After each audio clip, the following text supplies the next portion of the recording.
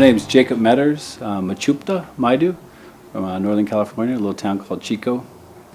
Presently, right now, I live here in Phoenix, Arizona. All right. So where are you originally from? My dad was in the Navy, so I was born in Pensacola, Florida, and moved around a lot. So up and down the East Coast. At one point, we lived in Alaska, and then I moved out to Hawaii at one point. So. You said you lived on the beach in Hawaii. I did. I lived on the beach in Hawaii. Yeah, I lived in LA for like about maybe 4 or 5 years, and I got tired of the city, and so I basically just got rid of everything I had for the most part. Moved to Kauai, had a sleeping bag and a tent, and lived on the beach for I don't know a few months actually before I finally got an apartment. But basically got a job and was getting up in the morning, going surfing, and then heading to the beach at night to sleep. Yeah. So tell us about what you got going on here. Bird press. Oh, so right here is my print shop that we're at right now, and it's called Warbird Press.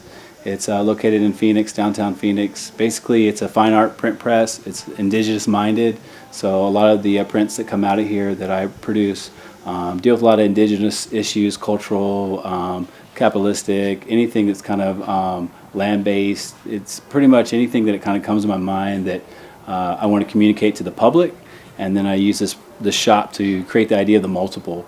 So the print was the internet, it was the TV, it was the radio before any of those things existed, and so it was the mass multiple that was kind of manipulating society into dictating thoughts and also creating this sense of conditioning society. So in a lot of ways, today we're still, as indigenous people, deal with the repercussions or the ripple effect of that. And so I like to go back to the history and process and kind of reassert prints that are dealing with those issues, dealing with the issues we're dealing with now, and kind of use them as a document that's reasserted into a time frame to kind of reflect where we're at now, but also where these things come from. All right. So what do you say your ultimate goal is? What would you say you want this to lead to? You know what? I don't know if I have like a full like grasp of like an overall goal. It's kind of I work at things and just as what's in front of me, what needs to be dealt with now, and what are these things that I'm passionate about. What are the things that drive me? What are the issues that keep me up at night? And I kind of look at it that way, and not as like a full master plan of any sort. And therefore, I don't really have like an ultimate goal. I try to use this shop as a place where other artists can come in. I encourage other indigenous artists to come in here, as well as other artists from the community that are non-indigenous, and show them how they can use this equipment, show them how they can use the press and the process to project their thoughts in a lot of ways. Mm-hmm. So how long have you been here at this shop? The shop actually, I think I moved in around December, so right now we're at the end of February, we're beginning of March, so just a few months. I've actually had this shop at my house for a long time, for years now, for 5 or 6 years. So the print shop, there was a letterpress, was in my garage. The other part of my shop was in my studio in the backyard, so it wasn't convenient. I was running out of space, and I also felt like I wanted to invite the public in more to what I'm doing. I wanted to easily invite other artists in to print or teach other people how to do this process. And I felt like a public space is really needed for that, having people come to my house all the time when I wanted to do something wasn't really practical.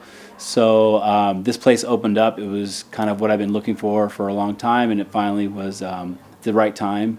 The right timing kind of came down, and so it hasn't been that long, but it's been fairly productive. You live by, or whatever you create by? Do you have a philosophy that you follow? I've got so many, depending on the day, really, honestly. Some days are harder than others, so I need to pull out different philosophies for different reasons. But for me, it's just staying focused, understanding that I can't do it all myself. None of us can really do it all ourselves. Even our generation can't always do it all ourselves. So I look at the issues that we deal with, and not only as indigenous people, but it's humanity. And I see that it's just kind of like a baton, a running team, that everybody's got to run their part of the relay. That, if you get overwhelmed or over kind of just the weight of all the issues can kind of overwhelm you. And I like to think of it as like you don't have to fix the problem, you just have to contribute a little bit to working towards the problems that we have, and that's kind of gives me more peace. It gives me a way that I can sleep at night, because if I think of like I can fix everything, or we need to fix everything right here, right now, the immediacy of that, then not only will it not get accomplished, but then I'll be depressed. So I don't, to keep myself from really doing that, I think of it as more as like, okay, I got to get up every day and I got to contribute in some way. And as long as I'm contributing in a consistent level, and then passing that on to someone else, another generation, then we're moving in the right way. All right. Thanks for talking to us, man. All right, thank you. Appreciate it. Bye.